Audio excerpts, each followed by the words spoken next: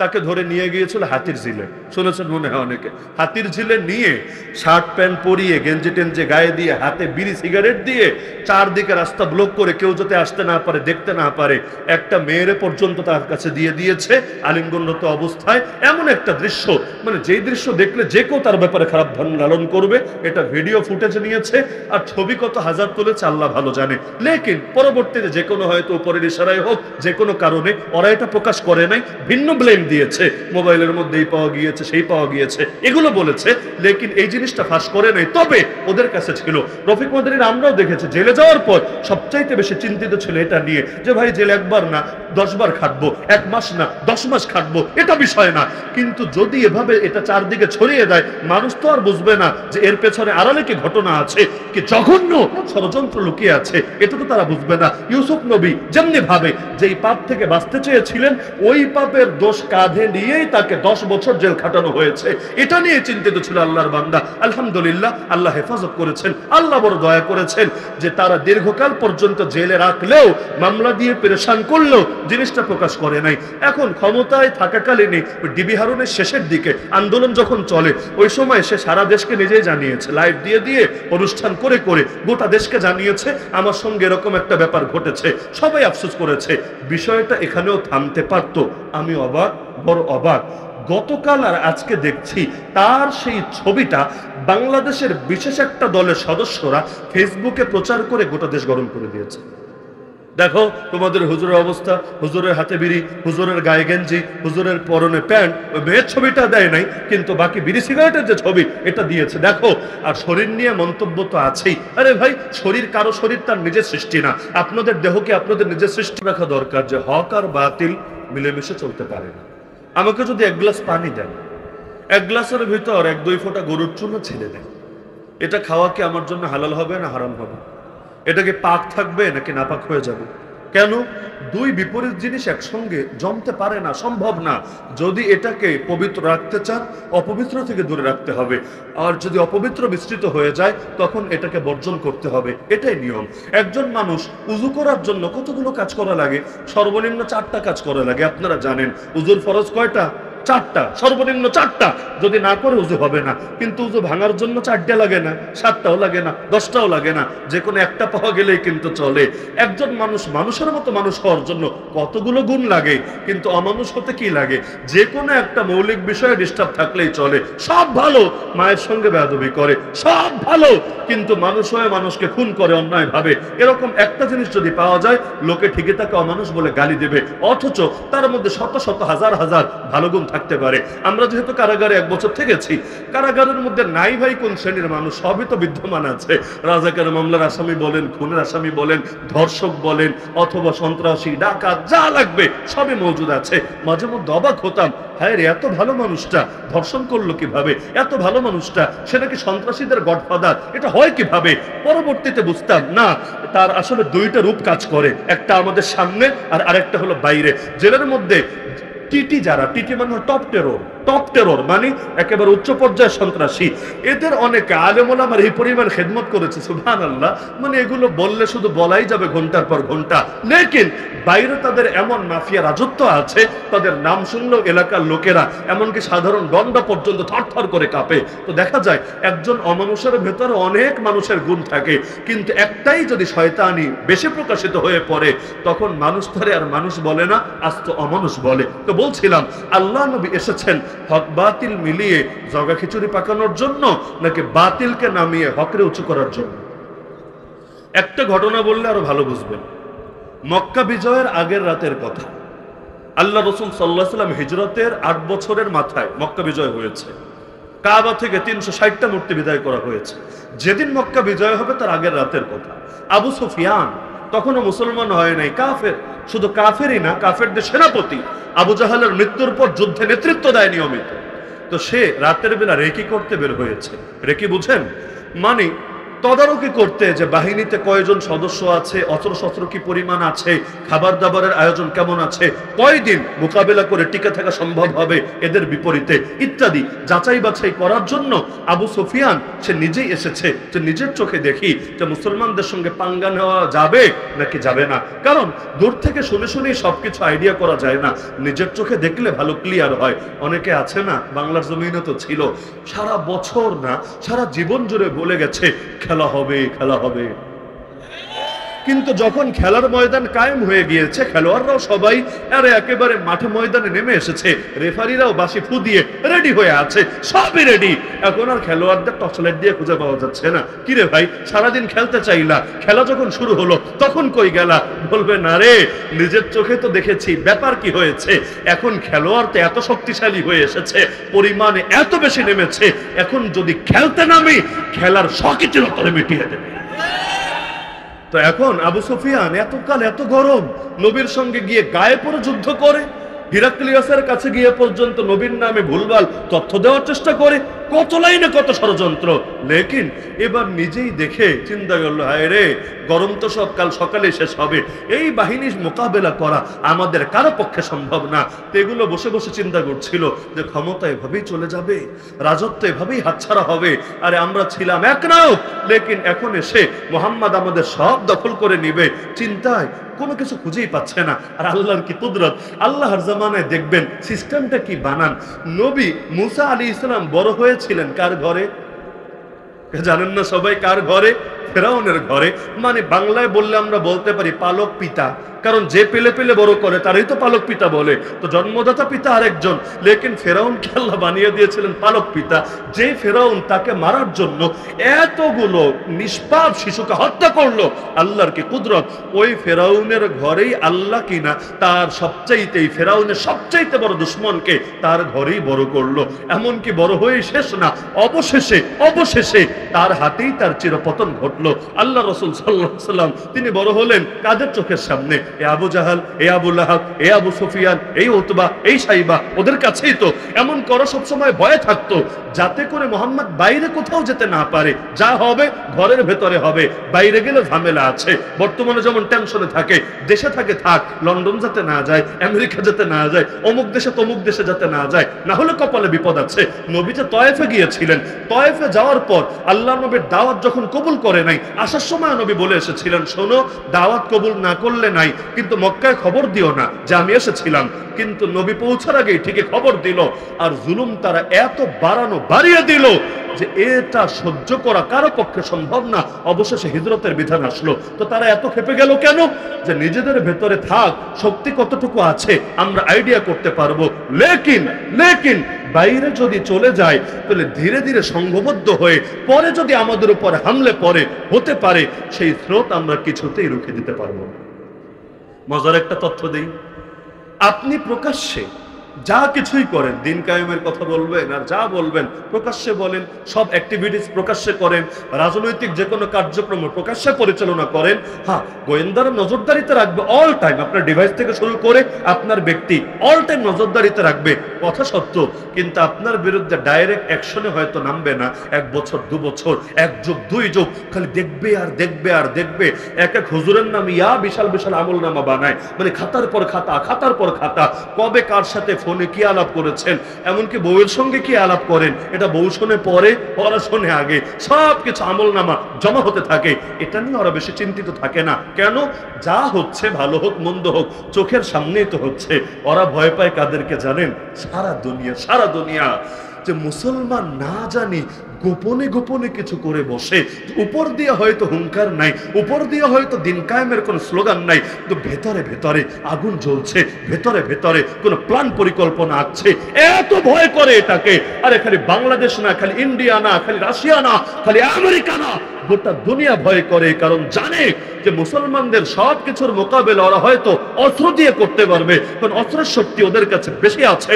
কিন্তু মুসলমান যদি নিজেকেই ফেদা করে দেয় ওদের মোকাবেলায়, আর গোপনে গোপনে এভাবে যদি ওদের উপর হামলে করে, যত বড় শক্তি থাকুক না কেন, ওরা কিছুতেই পারে না মুসলমানদের শোধকে রুখে দিতে। এখন সেপ্টেম্বর মাস 22 তারিখ, গত বছর যান 2023 7ই অক্টোবর। দিনটা মনে থাকার কথা আপনাদের। হামাসের মুজাহিদিনরা একসঙ্গে গিয়ে হামলে পড়লো যুগের আবাবিল হয়ে, প্যারাসুটে উড়ে উড়ে। মাশাআল্লাহ, কি সুন্দর দৃশ্য।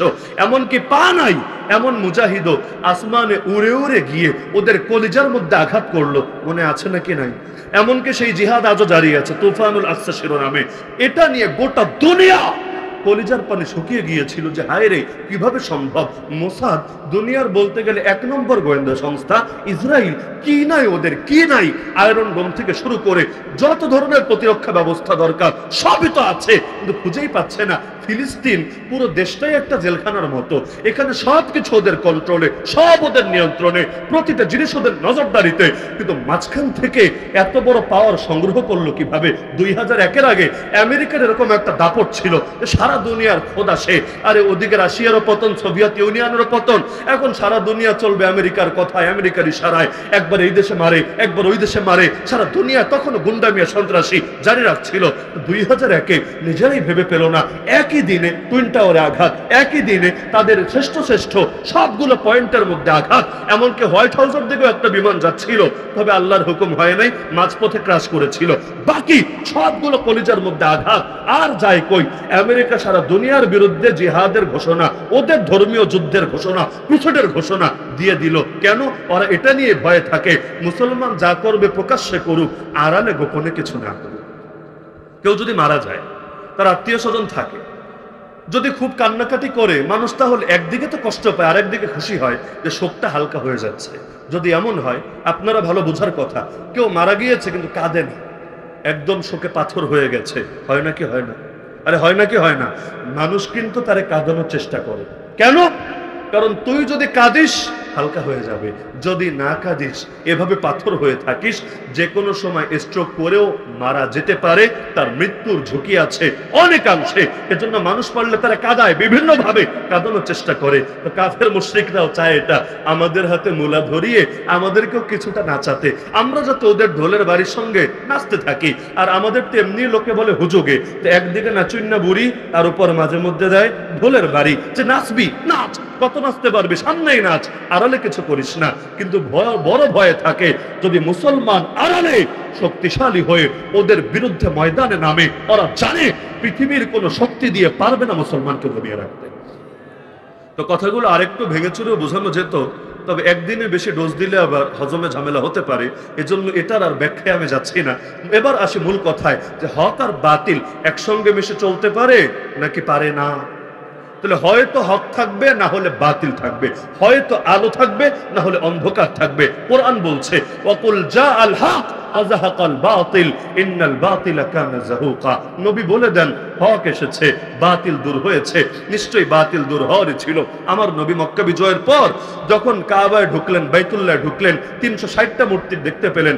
আমার রাসূল এক একটা মূর্তির সামনে দিয়ে হেঁটে হেঁটে যাচ্ছিলেন, এই আয়াত তেলাওয়াত করছিলেন, আর হাতে থাকা লাঠি দিয়ে ইশারা করছিলেন। নবীর ইশারা করতে দেরি, এক একটা মূর্তি মুখ থুবড়ে পড়ে যেতে দেরি না। আল্লাহ নবী চক্কর দেওয়া শেষ করলেন, এক একটা করে সবগুলো মূর্তি মাটিতে মুখ থুবড়ে পড়েও শেষ হয়ে গেল।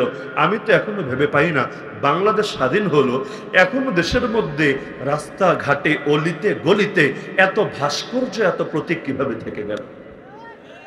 অনেকে আমার এই কথা বিরোধিতা করতে পারেন, হুজুর এগুলো এখনো সময় না, এগুলোর জন্য সময় আসবে। সময় কবে আসবে? যখন তোর মাথার মুন্ডু কাটা যাবে তখন আসবে। আরে যেই ঘরে মূর্তি থাকে, মুসলমান যদি হয় তো ঘরের মধ্যে ছবি থাকে, মূর্তি থাকে, কুত্তা থাকে, ওই ঘরে রহমতের ফেরেশতা প্রবেশ করে। গজবেরটা ঠিকই আসে, আযাবেরটা আসে, রহমতেরটা আসে না। তো ঘরের মধ্যে যদি মূর্তি রাখে, ভাস্কর্য রাখে, তাহলে যদি ঘরে রহমতের ফেরেশতা না আসে, তাহলে গোটা দেশ যদি মূর্তি দিয়ে সয়লাভ হয়ে যায়। আমি অন্য ধর্মের পূজার মূর্তি বলছি না, যেগুলো ভাস্কর্য আর প্রতীক নামে চালায়, এই সমস্ত মূর্তি দিয়ে যদি দেশ ভরে যায়, ওই দেশে তো রহমতের ফেরেশতা খুব আসে না, সিরিয়াল দিয়ে আসতে থাকে। তারাকান্দার মানুষ যেভাবে অশুনতে আসে, ফেরেশতারাও এভাবে ওই দেশে হুড়হুড় করে ঢুকতে থাকে। নাকি ফেরেশতারা দূরে থাকে? তো রহমতের ফেরেশতা যদি দূরে থাকে, কে আসবে জানেন? শয়তান আসবে, ইবলিস আসবে, আজাজিল গুলো আসবে, আর মোদির মতো চোর বাটপাররা আসবে। তাহলে দেশকে মূর্তি মুক্ত করার কোনো বিকল্প আছে? একদিকে বলবে নবীরা ভালোবাসি, আরেকদিকে বলবে না না নবীর সুন্নত মানতে রাজি না। আরে এগুলো নিজেরা করতে নাই, এগুলো কে করবে? ইব্রাহিম নবীরা জাতির পিতা বলতে লজ্জা লাগে না? আরে ইব্রাহিম নবীকে জাতির পিতা বলতে লজ্জা লাগে না? ইব্রাহিম নবী কি ছিলেন? রাষ্ট্রনায়ক নাকি কি ছিলেন? প্রধানমন্ত্রী নাকি ছিলেন পুলিশের অফিসার নাকি ছিলেন আর্মির অফিসার? কিছুই তো না। লেকিন যখন দেখেছেন যে এগুলো দিয়ে, এই ভাস্কর্য, প্রতিকার, প্রতিমা দিয়ে দেশ ভরে ফেলছে, আল্লাহ নবী ইব্রাহিম কবে শক্তিশালী হবেন, কবে বিজয়ী হবেন, এগুলোর জন্য বসে বসে দিন গোনেন নাই, বরং তার যতটুকু সাধ্য ছিল অ্যাকশনে গিয়েছেন। না বিনিময়ে ধরে আগুনে ফেলেছে, ফেলুক না, ওরা যেটাকে ভাববে আগুন, মুসলমানের জন্য সেটা জান্নাতের টুকরা ছাড়া কিছু। আল্লাহ নবীর জামানে এক অন্ধ সাহাবী ছিল। অন্ধ বুঝেন তো, চোখে দেখে তাই না, নাকি দেখে না? অন্ধ সাহাবী।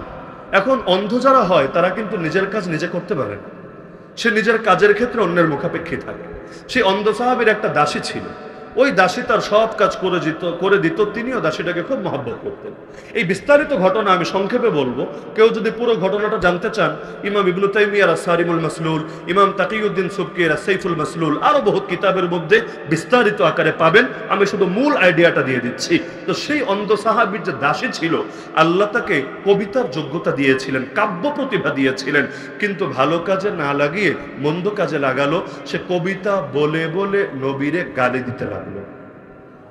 আচ্ছা, নবীর এমনি গালি দিলে গালি হয়, আর কবিতায় গালি দিলে তো গালি হয় না মনে হয়, নাকি গালি হয়? আরে গালি তো গালি।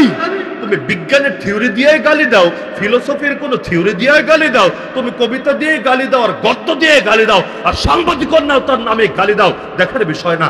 গালি সেটা গালি। আর মুসলমান আল্লাহ নবীর শানে কখনো গালিগালাজ সহিত নিতে রাজি। তা আল্লাহ তারা যোগ্যতা দিলেন, যোগ্যতা ভালো কাজে না লাগিয়ে মন্দ কাজে লাগালো। ওই তাসলিমা নাসরিন একটা দেখেন না, আল্লাহ তো যোগ্যতা দিয়েছিলেন, চাইলে ভালো কিছু করতে পারতো না?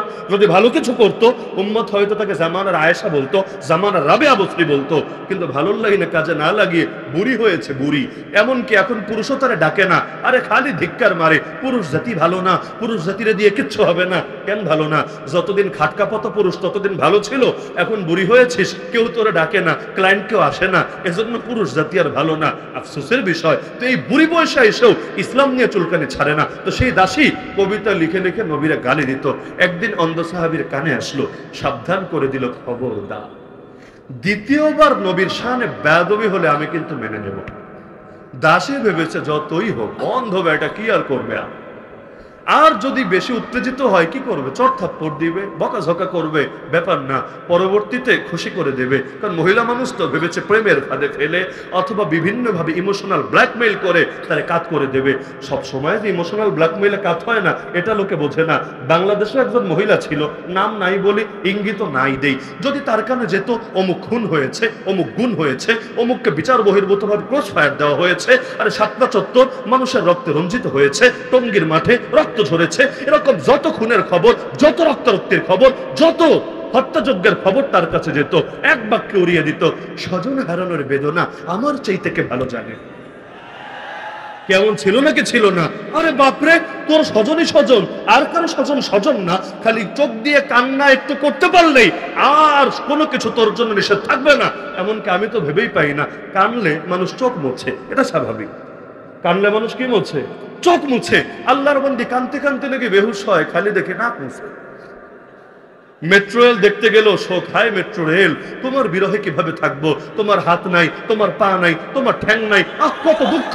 মেট্রো রেল দেখতে গেল, নাক দিয়া পানি পড়ে, নাকের পানি সামলাতে পারে না। পদ্মা সেতুর শোকে পাথর, সে নাকের পানি তার সামলাতে পারে না। রাস্তাঘাটে গাড়ি চলে না, ঘোড়া চলে না, এই চিন্তায় তার ঘুম হয় না। কিন্তু 18,000 মানুষ এখনো আহত হয়ে পড়ে আছে বাংলার জমিনে, এদেরকে নিয়ে তার ভেতরে চিন্তা কাজ করে না। আবু সাইদ মুগ্ধরা শহীদ হয়ে জান্নাতে শপথ পাখি হয়ে যায়, এটা নিয়ে তার ভেতরে টেনশন কাজ করে না।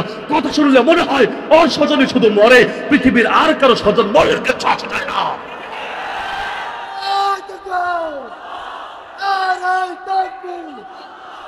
আল কুরআনের আলো, ইসলামের শত্রুরা, ইসলামের দুশমনেরা,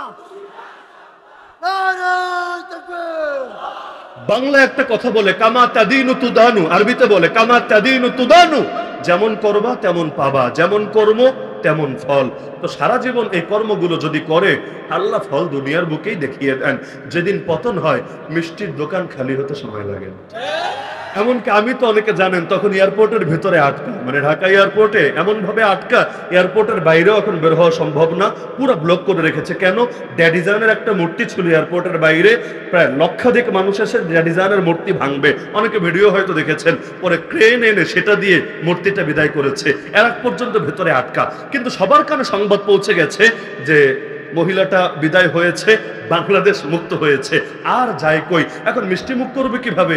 এয়ারপোর্টের ভেতর তো মিষ্টির দোকান টোকান নাই, যে অংশে আছে ওই অংশে আবার আমরা না, যেখানে আছে ওখানে কোনো দোকানপাট নাই, তো মিষ্টি মুখ করবে কিভাবে? তো সৌদি আরব থেকে যারা এসেছিল এদের কাছে তো সাধারণত খেজুর থাকে না, বিভিন্ন রকম খেজুর, আজওয়া খেজুর, মারিয়াম খেজুর, আল্লাহর বান্দারা খেজুর তো আনে বাড়িতে নেওয়ার জন্য। কিন্তু খুশি হয়েছে এত বেশি, এয়ারপোর্টের মধ্যে প্রথমেই যে কাজটা সবাই মিলে করেছে, ড্যাডিজানের যতগুলো মুখা ছিল যেখানে যেখানে ছিল, ড্যাডিজান বুঝতে পারছেন তো, পাপা আর কি, জাতির পাপা, পাপা অফ দ্য নেশন, ওই পাপা অফ দ্য নেশনের যে কয়টা মূর্তি ছিল, ছবি ছিল, সবগুলো সরিয়েছে।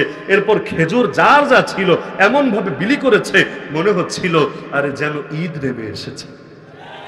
তাহলে জিনিসটা এমন, আমি এটা দেখে চিন্তা করছিলাম 1975, 1975 তো আমাদের জন্ম হয় নাই, তখন আসলে কি হয়েছে না হয়েছে আমরা তো প্রত্যক্ষদর্শীও না, কিন্তু সেদিনের মিষ্টি বিতরণ দেখে আমার মনে আসছিল যে 1975-এ মিষ্টির দোকান কেন খালি হয়েছিল, এতকাল না বুঝলেও 2024-এ বুঝে এসেছে আলহামদুলিল্লাহ। কি কষ্ট পাচ্ছেন নাকি কেউ? কেউ হয়তো ভাবছে হুজুর এখন আমাদের দিন না, এজন্য কাটা ঘায়ে নুনের ছিটা দিচ্ছেন, দিন আসুক আপনাদেরকে মজা বুঝাবো। এগুলো আমাদের ব্যাপারে খুব লালন করে কোনো লাভ নাই, কারণ যতদিন ক্ষমতায় ছিল আলহামদুলিল্লাহ এ বাংলাদেশে কেউ বলতে পারবে না আমরা নরম সুরে কথা বলেছি, আর জেল খেটেছি, মাহফিল বন্ধ হয়েছে, মামলার পেরেশানি নিয়ে আদালতের বারান্দায় ঘুরেছি, আর বহু ঝামেলা সয়েছি, লেকিন কেউ বলতে পারবে না নিজের নিরাপত্তার দিকে তাকিয়ে, পেট, পকেট অথবা পিঠের দিকে তাকিয়ে কখনো হকের কথা গোপন করেছি। বরঞ্চ অনেকে আমার ব্যাপারে বলে হুজুর আগে আরো বেশি গরম বলতেন, এখন আগের চাইতে একটু নরম নরম বলেন। আমি বলি আলহামদুলিল্লাহ, তবুও এটা মুনাফিকের সার্টিফিকেট হবে না, কারণ এখন তো পরিস্থিতি ভালো, সবাই বলে, এখন আমি না বললেও আটকে থাকবে না। লেকিন যখন বলা দরকার ছিল, এই জাতিতে এ ব্যাপারে সাক্ষী আছে আলহামদুলিল্লাহ, তখন আমরা গোপন করি না। কত জনের কত রকম গালিগালাজ, এই যে রফিকুল ইসলাম মাদানী আসছে, আল্লাহর বান্দারে নিয়ে কত লাইনের কত ধরনের জুলুম নির্যাতন করা হয়েছে ভাবতে পারেন? মানুষের সবচাইতে দামি জিনিসের নাম ইজ্জত, জানো না মানো না, সবচাইতে দামি জিনিসের নাম কি? ইজ্জত। আর ইজ্জত যদি না থাকে, জান থাকলে কি লাভ, মাল থাকলে কি লাভ? কোনো লাভ নাই। দেখেন না কত বড় বড় মালওয়ালারা এখন বর্ডার ক্রস করে গিয়ে ওপারে কলা পাতায় শুয়ে থাকতে পারারই নিজের জন্য কামিয়াবি মনে করে। বাহ, এত গরম কোন দিক দিয়ে বের হলো? টকশোতে বসলে অমুক হুজুর রাজাকার, তমুক হুজুর রাজাকার, যেই হুজুরের জন্মই হয়নি 71 সালে ওই হুজুরদের বলতো রাজাকার রাজাকার রাজাকার। আর কাল্লা বেটা এখন ওপারে গিয়েছে, পাবলিক যখন ধরে এনেছে, এখন আর মুখ দিয়ে রাজাকার আসে না, বলে বাবা আমি দুর্বল, আমি অসহায়, আমি অসুস্থ মানুষ, আমার হার্টের সমস্যা, একটু কি দয়া করা যায় না? তা আমাদের সিলেটের মানুষ আচ্ছা মতো দয়া করে দিয়েছে, জিনিসপাতি যা ছিল তাও ফাটিয়ে দিয়েছে। তো এখন ইজ্জত তো বড় দামি জিনিস, ইজ্জত নাই তো কোনো কিছু নাই, ইজ্জত আছে তো সবকিছু আছে। এই যে ডিবি হারুন, আপনাদের মহব্বতের লোক নাকি? এই ডিবি হারুন এই রফিক মাদানিকে নিয়ে কি করেছে গোটা দেশ জানে না? আরে গোটা দেশ জানে না? আমি আজকে সারাদিন একটা জিনিস নিয়ে চিন্তিত, আমার মাথায় ধরছিল না। আর আমার এটা জানাও নাই যে এই মাহফিলে রফিক ইসলাম মাদানি আছে, পোস্টার দেখার আমার সুযোগ হয় নাই। এখন দেখে আমার শুধু বারবার বারবার, মানে এই যে কথাও বলছি না, বারবার মস্তিষ্কে জিনিসটা বাড়ি দিচ্ছে। কি সেটা? যে ডিবি হারুন, আমরা জেলে থাকতেই জানি এটা, যে তার রিমান্ডের সময় তাকে ধরে নিয়ে গিয়েছিল হাতির ঝিলে, শুনেছেন মনে হয় অনেকে। হাতির ঝিলে নিয়ে শার্ট প্যান্ট পরিয়ে, গেঞ্জি টেঞ্জে গায়ে দিয়ে, হাতে বিড়ি সিগারেট দিয়ে, চারদিকে রাস্তা ব্লক করে কেউ যাতে আসতে না পারে, দেখতে না পারে, একটা মেয়েরে পর্যন্ত তার কাছে দিয়ে দিয়েছে আলিঙ্গনরত অবস্থায়। এমন একটা দৃশ্য, মানে যেই দৃশ্য দেখলে যে কেউ তার ব্যাপারে খারাপ ধারণা লালন করবে। এটা ভিডিও ফুটেজ নিয়েছে, আর ছবি কত হাজার তুলেছে আল্লাহ ভালো জানে। লেকিন পরবর্তীতে যে কোনো হয়তো উপরের ইশারায় হোক, যে কোনো কারণে ওরা এটা প্রকাশ করে নাই, ভিন্ন ব্লেম দিয়েছে, মোবাইলের মধ্যেই পাওয়া গিয়েছে, সেই পাওয়া গিয়েছে, এগুলো বলেছে, লেকিন এই জিনিসটা ফাঁস করে নাই। তবে ওদের কাছে ছিল, রফিক মাদানির আমরাও দেখেছি, জেলে যাওয়ার পর সবচাইতে বেশি চিন্তিত ছিল এটা নিয়ে, যে ভাই জেলে একবার না 10 বার খাটবো, 1 মাস না 10 মাস খাটবো, এটা বিষয় না। কিন্তু যদি এভাবে এটা চারদিকে ছড়িয়ে দেয়, মানুষ তো আর বুঝবে না যে এর পেছনে আড়ালে কি ঘটনা আছে, কি জঘন্য ষড়যন্ত্র লুকিয়ে আছে, এটা তো তারা বুঝবে না। ইউসুফ নবী যেমনি ভাবে যেই পাপ থেকে বাঁচতে চেয়েছিলেন, ওই পাপের দোষ কাঁধে নিয়েই তাকে 10 বছর জেলখানা খাটানো হয়েছে, এটা নিয়ে চিন্তিত ছিল আল্লাহর বান্দা। আলহামদুলিল্লাহ, আল্লাহ হেফাজত করেছেন, আল্লাহ বড় দয়া করেছেন যে তারা দীর্ঘকাল পর্যন্ত জেলে রাখলেও, মামলা দিয়ে পেরেশান করলেও জিনিসটা প্রকাশ করে নাই। এখন ক্ষমতায় থাকাকালীনই ডিবি হারুনের শেষের দিকে আন্দোলন যখন চলে, ওই সময় সে সারা দেশকে নিজেই জানিয়েছে, লাইভ দিয়ে দিয়ে অনুষ্ঠান করে করে গোটা দেশকে জানিয়েছে আমার সঙ্গে এরকম একটা ব্যাপার ঘটেছে। সবাই আফসোস করেছে, বিষয়টা এখানেও থামতে পারত। আমি অবাক, বড় অবাক। গতকাল আর আজকে দেখছি তার সেই ছবিটা বাংলাদেশের বিশেষ একটা দলের সদস্যরা ফেসবুকে প্রচার করে গোটা দেশ গরম করে দিয়েছে। দেখো তোমাদের হুজুরের অবস্থা, হুজুরের হাতে বিড়ি, হুজুরের গায়ে গেঞ্জি, হুজুরের পরনে প্যান্ট। ওই মেয়ের ছবিটা দেয় নাই, কিন্তু বাকি বিড়ি সিগারেটের যে ছবি এটা দিয়েছে। দেখো, আর শরীর নিয়ে মন্তব্য তো আছেই। আরে ভাই, শরীর কারো শরীর তার নিজের সৃষ্টি না। আপনাদের দেহ কি আপনাদের নিজের সৃষ্টি? যারা লম্বা তারা কি নিজের লম্বাত্বকে নিজে সৃষ্টি করেছেন? যারা খাটো নিজের খাটত্ব নিজে সৃষ্টি করেছেন। বডি শেমিং চরম অসভ্যতার, জাহেলিয়াত ছাড়া কিছু না। সহিহ বুখারীতে হাদিস আছে, আল্লাহর নবীর জামানায় এক সাহাবী আর এক সাহাবীরে গালি দিল। কি বলে? ইয়াবনা সাউদা, হে কাইল্লা বেডির পুত। খুব আহামরি গালি না, বাংলাদেশে এর চাইতেও কাঁচা গালি চলে। কি বললো? ইয়াবনা সাউদা, ইয়া মানে হে, ইবিন মানে পুত্র, সাউদা মানে কালো মহিলা, কৃষ্ণাঙ্গ। হে কাইল্লা বেডির পুত, খালি এতটুকু বলেছে। আল্লাহ নবী বললেন, তুমি তওবা করো। আইয়ারতাহু বিউম্মিহি, তুমি তাকে তার মায়ের কথা বলে লজ্জা দিলা। ইন্নাকা আমরুন ফিকা জাহেলিয়া, আরে শোন আবু যর, তুই এমন একজন মানুষ যার ভেতর এখনো জাহেলিয়াত রয়ে গেছে, জলদি তওবা কর আল্লাহর কাছে। সহিহ বুখারীর মধ্যে হাদিস আছে। কি বুঝলেন? কাউকে রং নিয়ে খোঁটা দেওয়া, কাউকে তার বডি নিয়ে খোঁটা দেওয়া, এটা কি ইসলাম না জাহেলিয়াত? আরে বলেন, ইসলাম না জাহেলিয়াত? তো রফিকুল ইসলাম মাদানী অসুস্থতার কারণে সে যে অবস্থায় আছে, অসুস্থতার কারণে, অন্য কারণে না, ছোটবেলায় একটা রোগ হয়েছিল, তো এর পেছনে তার কোনো হাত আছে? তার কোনো হাত আছে? এটা কার সৃষ্টি? আরে কার সৃষ্টি? আল্লাহ সৃষ্টি নিয়ে আপত্তি করার অনুমতি আল্লাহ কারে দিয়েছে? কারে দিয়েছে? আরে তুমি মুসলিম হলেও দেয় নাই, কাফের হলেও দেয় নাই, আস্তিক হলেও দেয় নাই, নাস্তিক হলেও দেয় নাই। আগে মানুষ তো হ, তারপর নয়তো রাজনীতি করিস গিয়ে। আরে বডি শেমিং এর চাইতে নিকৃষ্ট অসভ্যতা আর জাহেলিয়াত কি হতে পারে? তো বাংলার জমিনে হচ্ছে, তার সাইজ নিয়ে পর্যন্ত কথা বলা হচ্ছে, সেই ছবি ছড়ানো হচ্ছে। তা আলেমে যদি আলেমের গোশত খায়, কাক নাকি কাকের গোশত খায় না? শুনেছেন না? কাক কাকের গোশত খায় না। মরে যদি পড়ে থাকে, কাক এসে কাকের গোশত খায় না। আলেম যদি আলেমের গোশত খায়, শাহবাগে গিয়া যদি বলে আমরা অমুক আল্লামার ফাঁসি চাই, নাস্তিকদের দাবির সঙ্গে একমত ভাই, এরকম যদি ডায়লগ মারে, ওটারে কি আলেম বলে না জালেম বলে? আরে আলেম বলে না জালেম বলে? এমন আলেমের ব্যাপারে মরার পর হলো সবাই স্বীকার করে নিয়েছে আল্লাহর বান্দা নিরপরাধ ছিল। আর ঢাকা শহরে যদি জানাজা হতো, বাংলাদেশের ইতিহাসের অন্যতম সর্ববৃহৎ জামাতের সাক্ষী হতো।